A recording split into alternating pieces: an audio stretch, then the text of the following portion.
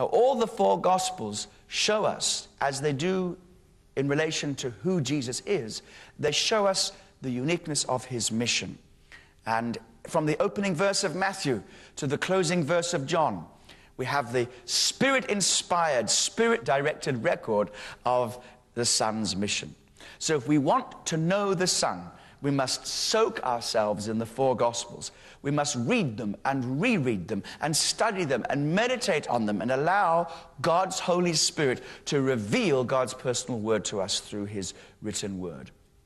Now, the four Gospels, they're not identical, they're complementary, and they give complementary perspectives on the Son's unique mission.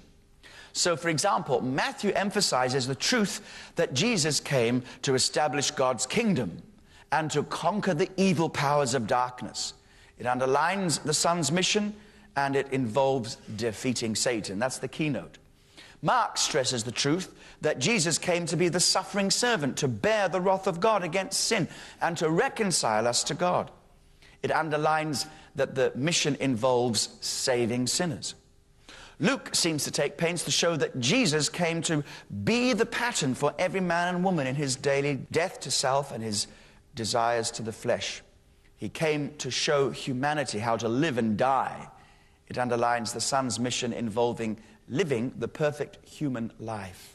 And then John shows that Jesus came to demonstrate to the world what God is like and to reveal the Father and reproduce the Father's nature, to be the perfect revelation of the living God. And John's gospel underlines that Jesus' mission involves the giving of God's own Son and the Son's giving of his own life to humanity.